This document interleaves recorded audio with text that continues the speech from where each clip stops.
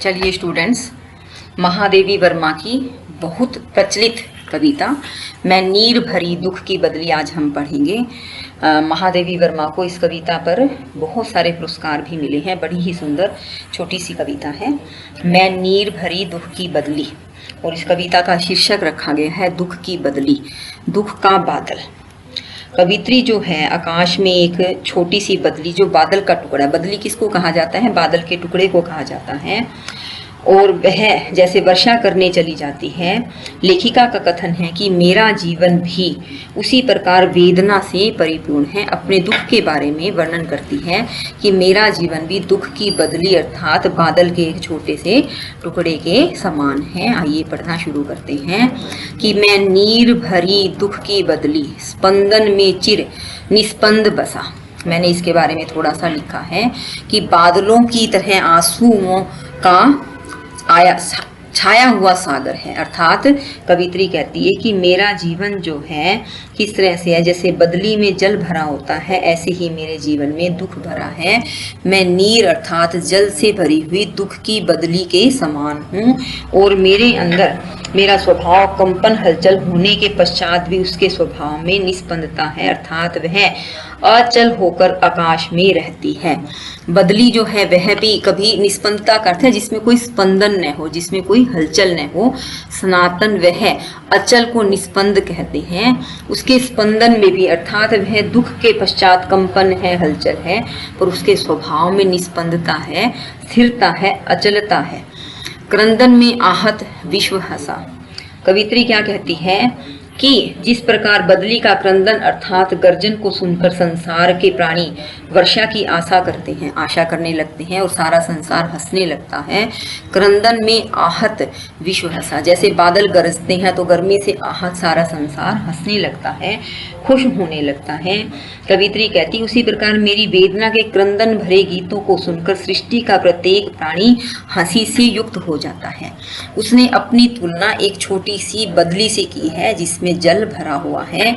कवित्री कहती है कि जिस तरह से बदली के अंदर जल भरा हुआ होता है तो उसी तरह से मेरे अंदर दुख का पानी भरा हुआ है। बदली भी हलचल होने के बावजूद भी स्थिर होती है। ऐसे ही मेरे जीवन में कितने भी दुख हैं पर मैं सनातन और स्थिर हूँ। वह ईश्वर मेरा साक्षी है।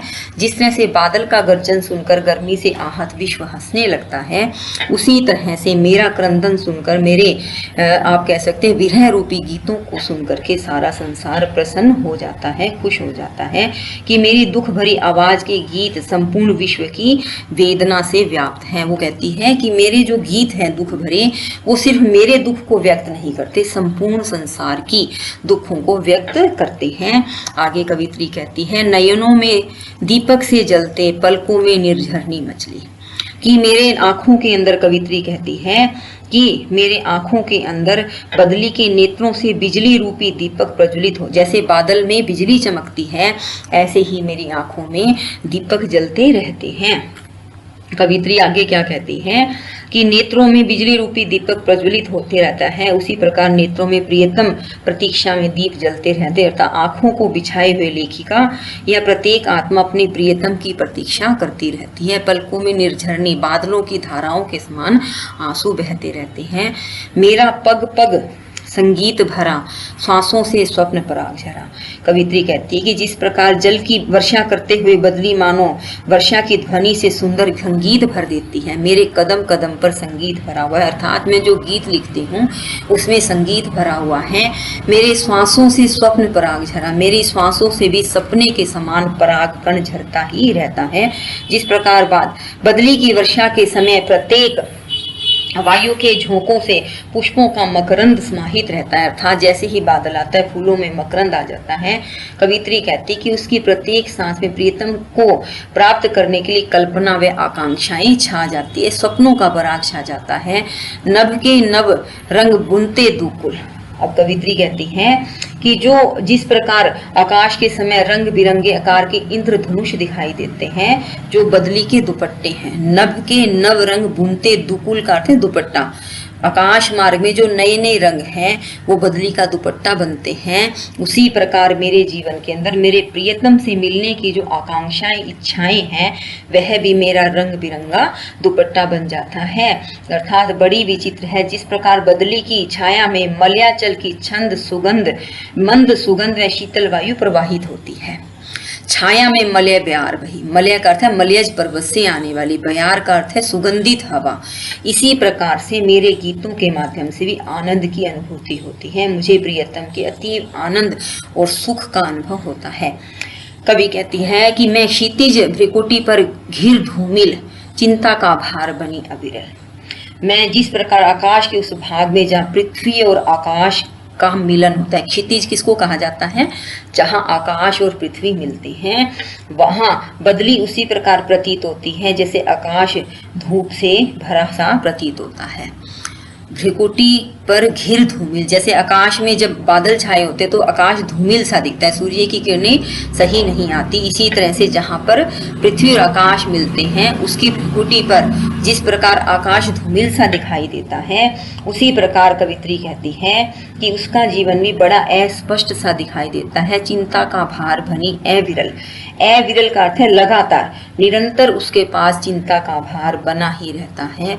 रजकण पर जल कण हो बरसी, कवित्री कहती है रजकण का अर्थ है धूल के कणों पर जल का कण होकर के, अर्थात बदली बरसने लगती, जब धुंध छाई होती है, धूल छाई होती है, और तब क्या होता है, जैसे ही बादल बरसने लगते हैं, जलकण बरसने लगते हैं, तो वह सारी धूल शांत हो जाती है।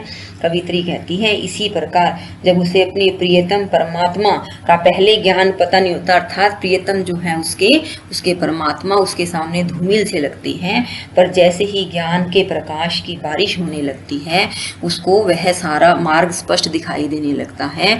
नव जीवन अंकुर बन निकले, जिस तरह से बादल के बाद नए जीवन के अंकुर फूटते हैं, इसी तरह से परमात्मा के दर्शन से उसके जीवन में नए अंकुर फूटने लगते हैं।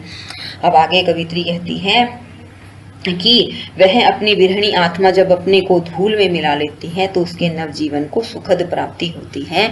आगे कवित्री कहती है कि पथ को न मलिन करता आना, पद चिन्ह दे जाता आना। कवित्री कहती है कि जिस प्रकार आकाश से बदली उमड़ती है, वह अपने मार्ग को मलिन नहीं बनाती बल्कि स्वच्छ करती जाती है, और वर्षा के पश्चात उसका कोई अस्तित्व या चिन्ह नहीं रह जाता, उसी प्रकार जीवात्मा ने अपने आगमन के मार्ग को मैला नहीं बनाया तथा मृत्यु शरीर के छूटने के पश्चात उसका कोई अस्तित्व नहीं रह जाता। पथ को न मलिन करता आना, पद चिन्ह दे जाता जाना, कि वह इस संसार में जब ईश्वर से दूर होकर के आई है तो आने के रास्ते को मलिन नहीं बनाया, और जब इस संसार से पद चिन्ह का अर्थ है जब जाएगी अर्थात मृत्यु के पश्चात, तो वह किसी तरीके का यहाँ पर कोई भी प्रकार का उसका अस्तित्व नहीं रह जाएगा, वह यहाँ से अपने अस्तित्व को मिटा कर जाएगी। सुधी मेरे आगम की जग में सुख की सिहरन हो अंत खिली। कवित्री क्या कहती है कि मेरे आने की जो सुध है, मेरे संसार में आना कोई विचित्र नहीं, कोई भौतिक चिन्ह नहीं रह जाएगा। इतना अवश्य है कि यदि उसकी कमी सुधि या स्मृति आएगी तो जग में एक सुखद सा अनुभव अदृश्य होगा। सुधि मेरे आगम की, जब मुझे इस संसार में मेरे आने की सुध प्राप्त हो जाएगी तो सुख की सिहरन हो अंत खिली, तो मैं सुख की सिहरन करते सुख का एहसास होकर के अंत में खिल जाऊंगी। और कवित्री कहती है कि विस्तृत नभ का कोई कोना, मेरा न कभी अपना होना। इस विस्तृत नभ का कोई कोना, विस्तृत अर्थात जो है ईश्वर है वह अनंत है। उस आकाश मार्ग में जैसे एक बदली प्रकट होती है, प्रादुर्भाव होता है और चलकर आगे बढ़ती है, वर्षा करके चली जाती है, उसके जीवन की भी यही कहानी है कि संसार की यही कथा है कि एक समय वह उमड़ कर चलती है, वर्षा करने के पश्चात उसका अस्तित्व नहीं रहता। महादेवी वर्मा कहती कि अपने जीवन को बदली रूप में मैं मानती हूँ। जिस प्रकार संसार में प्राणी किसी एक प्रदेश में उत्पन्न होता है, किसी मकसद से आता है, उसका उस संसार में जब तक वो रहता है अपना, और फिर वह संसार छोड़ करके चला जाता है। कवि के कहने का अर्थ क्या है कि वह संसार से जब विदा हो जाता है, एक दिन मृत्यु को प्राप्त हो जाता है, तो सभी सृष्टि के लोगों का भी यही क्रम है। जिस प्रकार एक बदली है वह आती है और बरस करके कहीं चली जाती है और जाने के बाद उसका कोई अस्तित्व नहीं रहता। कवित्री कहती है इसी तरह से मेरा जीवन भी बदली के समान है। मैं जिस मकसद से इस संसार में आई हूँ, विस्तृत नभ अर्थात विस्तृत आकाश रूपी संसार में आई हूँ, वहां पर जब मैं यहाँ पर बरस करके अर्थात अपने कार्य करके जाऊंगी तो मेरा यहाँ कोई अस्तित्व नहीं रह जाएगा, मैं संसार को छोड़ करके चली जाऊंगी। सभी संसार के प्राणियों का यही मुख्य तौर से नियम और विधान है, जो आता है वह अवश्य जाता है।